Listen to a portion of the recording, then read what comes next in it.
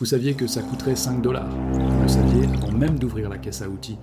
Vous le saviez quand vous avez tiré la machine du mur et que votre femme est passée dans la cuisine en disant, avec cette voix qu'elle prend quand elle fait exprès d'être patiente, « Tu sais que tu peux juste en racheter un, non ?» Vous le saviez, vous le savez toujours. Le calcul n'a jamais été le mystère. Le mystère, c'est pourquoi vous êtes allongé sur le dos sur le carrelage de la cuisine, avec une lampe torche et une clé à douille. 3 heures déjà, sur un truc qu'une pièce de rechange et 10 minutes de bon sens auraient réglé avant le dîner. Elle pense que c'est de l'entêtement. Votre voisin dirait que c'est de la radinerie. Vous non plus, vous n'êtes pas sûr de savoir ce que c'est. Mais vos mains sont déjà dans la machine, et s'arrêter maintenant n'est pas une option que votre corps envisage. Il y a une raison à ça, et ça n'a strictement rien à voir avec économiser 5 $. Ce n'est pas de l'économie, ni l'orgueil avec des gants de travail. Il se passe en ce moment quelque chose de bien plus précis dans votre système nerveux, et ça n'a presque rien à voir avec la pièce cassée, presque tout avec ce que la réparer donne à votre cerveau, chose qu'un remplacement ne pourra jamais offrir. 2 psychologues, Edward Deci et Richard Ryan, ont passé l'essentiel de 40 ans à tenter de répondre à une question qui paraît simple, mais qui s'est révélée capitale dans leur domaine. La question c'était, qu'est-ce qui donne à quelqu'un le sentiment d'être vivant, pas heureux, pas accompli, pas à l'aise, vivant? Ils ont découvert que la réponse tient en 3 choses. 3 besoins psychologiques qui, une fois satisfaits, donnent la sensation d'être un être humain pleinement fonctionnel. Le premier, c'est l'autonomie. Le sentiment que c'est vous qui choisissez vos actes. Pas que vous suivez des consignes, pas que vous répondez aux exigences de quelqu'un d'autre, que vous choisissez. Le deuxième, c'est la compétence. Le sentiment que ce que vous faites produit réellement un effet dans le monde, que quand vous faites quelque chose change. Le troisième, c'est le lien. Le sentiment que ce que vous faites vous relie à quelque chose, ou à quelqu'un qui compte. Le grincement d'un boulon qui cède à la 3e tentative. La résistance précise dans le filetage qui dit au doigt s'il est foiré ou simplement corrodé. La différence entre ces 2 états n'est écrite dans aucun manuel. Elle vit dans les callosités. Votre travail vous apporte sans doute du lien. Vous bossez avec des gens. Vous contribuez à quelque chose. Les bonjours, ils vous donnent peut-être une forme de compétence, même si cette version arrive souvent en retard et filtrée par des couches de validation et d'indicateurs conçus par d'autres. Mais l'autonomie, la vraie, celle où chaque décision du début à la fin vous appartient, à vous seul, elle est presque introuvable dans une semaine de travail moderne. Quelqu'un fixe l'échéance. Quelqu'un valide la direction. Quelqu'un examine le résultat. Quelqu'un décide s'il est assez bon. La réparation sur le sol de la cuisine, c'est autre chose. Personne ne vous l'a assigné. Personne ne la supervise. Personne ne va l'évaluer avec une grille, ni la comparer à un standard. Le temps appartient à vos mains. La méthode appartient à votre expérience. L'ordre du démontage, du diagnostic, de l'approvisionnement, de la réparation et du remontage appartient entièrement à la personne allongée par terre. Et le résultat, quand la machine repart, que l'eau circule et que le bruit redevient juste, ce résultat vous appartient d'une manière que presque plus rien dans votre vie pro ne vous appartient encore. 3 heures d'autonomie psychologique totale dans une semaine qui n'en offre presque aucune. La pièce à 5 $ n'a jamais été le calcul de votre cerveau. Votre cerveau calculait quelque chose qu'aucun ticket de caisse ne pourra jamais saisir. Une rondelle plaquée contre un corps de vanne. Le petit clic précis quand des filetages propres reprennent après un passage au tarot. L'eau qui traverse pour la première fois la conduite réparée. Le son du flux qui reprend dans un chemin que vos mains ont dégagé. Sous ce premier mécanisme, il y en a un second. Et il explique quelque chose que votre femme a sûrement remarqué sans jamais avoir les mots pour le dire. Quand vous êtes plongé dans une réparation, votre respiration change. Vos épaules descendent, votre mâchoire se desserre, vous ne vous en rendez peut-être pas compte vous-même, mais elle a remarqué que l'homme qui se relève du sol après 3 heures n'est pas le même que celui qui s'y est couché. Il est plus calme, plus lent, plus posé. La raison tient dans un nerf appelé le nerf vague. C'est le plus long nerf du corps. Il descend du tronc cérébral jusqu'à l'abdomen, et il contrôle une quantité étonnante de ce que vous ressentez sans même en avoir conscience. Le rythme cardiaque, l'amplitude de la respiration, la réponse inflammatoire, la fonction digestive. L'état de ce nerf, ce que les chercheurs appellent le tonus vagal, détermine si votre corps est en état de stress ou de récupération. Un tonus vagal élevé signifie un corps calme, régulé, résilient. Un tonus vagal bas signifie un corps réactif, tendu, prêt à faire face à une menace. Je sais que ta femme ne comprend pas toujours pourquoi tu passes autant de temps dans l'atelier. Tu retournes au garage. Pourquoi tu as besoin d'un outil de plus? Elle dit ça parce que pour elle, l'atelier est l'endroit qui te vole à elle. Pour toi, c'est ton sanctuaire. Le seul endroit où tu te sens en paix. et c'est ce qui crée chaque dispute et chaque silence quand tu rentres à l'intérieur. Mais et si l'atelier arrêtait d'être le problème et devenait le cadeau? C'est pour ça qu'on a créé le défi 21 jours. Fais que ta femme aime ton atelier. 3 semaines, 3 projets faits de tes propres mains. En 21 jours, ton sanctuaire devient son endroit préféré de la maison aussi. Accède au premier lien dans la description ou scanne le code QR. Les chercheurs qui ont étudié ce qui arrive au tonus vagal pendant un travail manuel concentré ont trouvé quelque chose que l'industrie de la méditation préférerait vous cacher. Les mouvements répétitifs et intentionnels des mains, ceux qui impliquent résistance, retour sensoriel et motricité fine, font monter le tonus vagal avec une efficacité qui rivalise avec, voire dépasse, la plupart des techniques formelles de relaxation. Les mains qui travaillent sur un boulon grippé, les doigts qui testent la tension d'un ressort, le poignet qui ajuste l'angle d'une clé dans un espace étroit. Chacun de ces micro-mouvements envoie par le nerf vague un signal qui dit « le corps est engagé, l'esprit est concentré, l'environnement est sous contrôle ». Le nerf répond en ralentissant le rythme cardiaque, en approfondissant la respiration et en réduisant les hormones du stress qui s'accumulent depuis lundi matin. Votre femme voit un homme qui perd son temps par terre. Votre nerf vague, lui, passe les 3 meilleures heures de sa semaine. La lampe qui pivote pour éclairer une pièce cachée derrière une patte. Le poignet qui change d'angle pour atteindre une fixation que personne, hors chaîne d'usine, n'était censé pouvoir atteindre.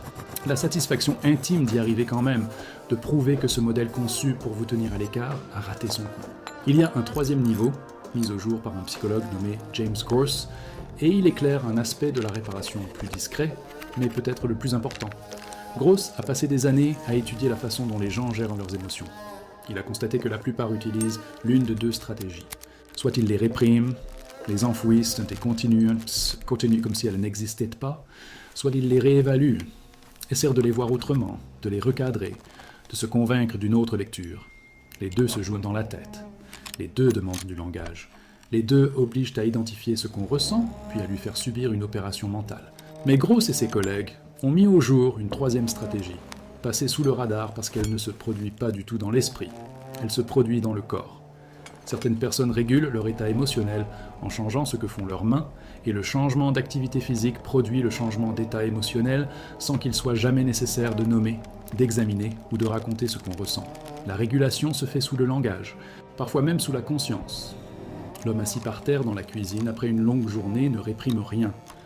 Il ne réévalue rien.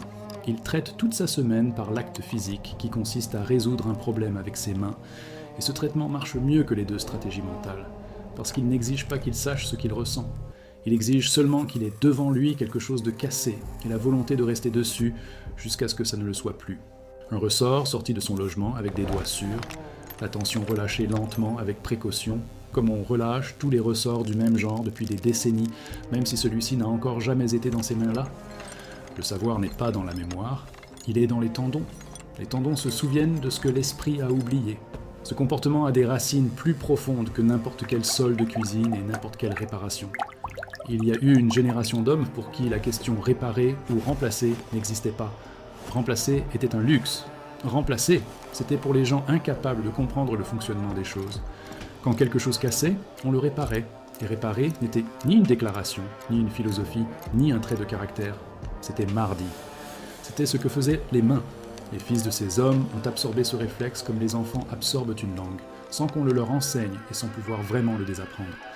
L'élan qui pousse à réparer plutôt qu'à remplacer n'est pas une décision. C'est un héritage. Et cet héritage contient un savoir que l'économie moderne préférerait vous faire oublier. Vous êtes capable d'intervenir dans le monde physique et d'en changer l'état par votre propre effort.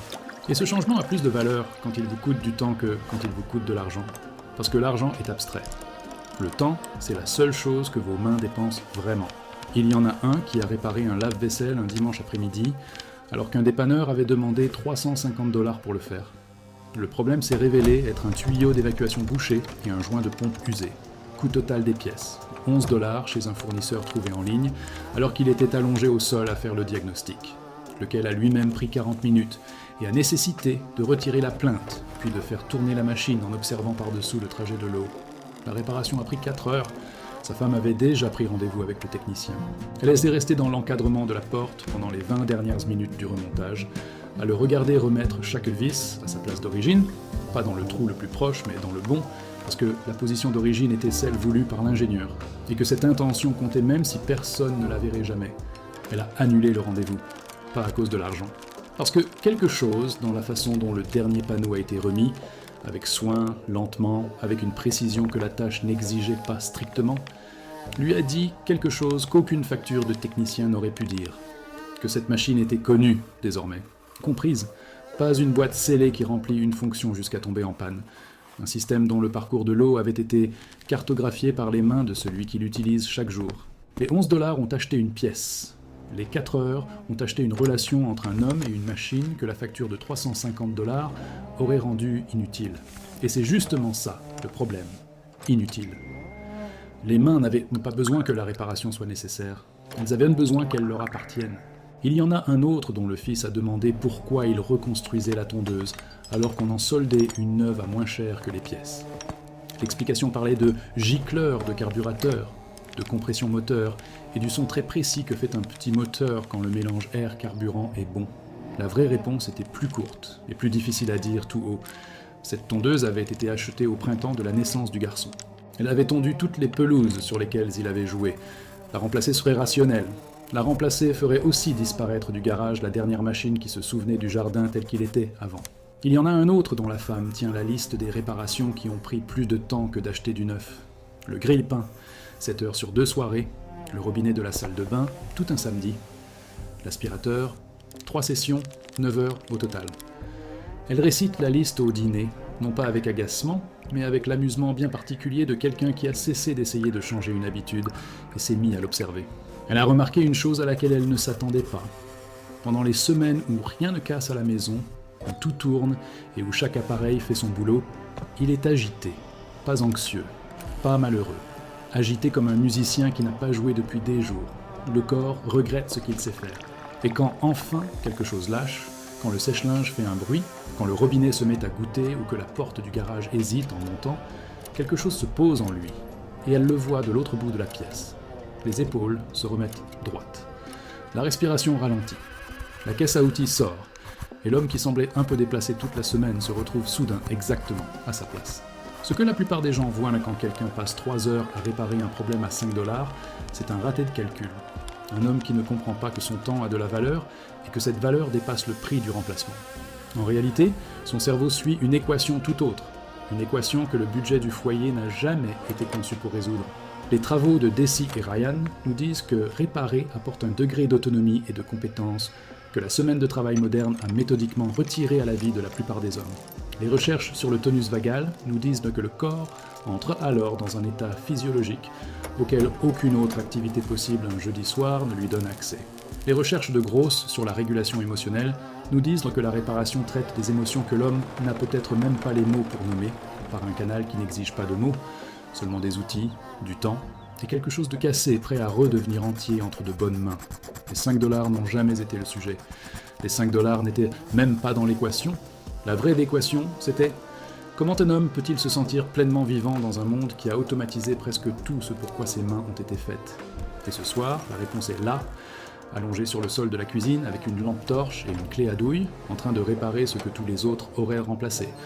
Et de sentir, pour la première fois depuis lundi, qu'il est exactement là où il doit être. Si vous avez déjà fini une réparation qui a pris plus de temps qu'elle n'aurait dû, et senti dans votre poitrine quelque chose qui n'était pas tout à fait de la fierté, mais quelque chose de plus calme et de plus profond, quelque chose dont le mot satisfaction s'approche sans l'atteindre vraiment, alors ce sentiment ne concernait pas l'objet réparé.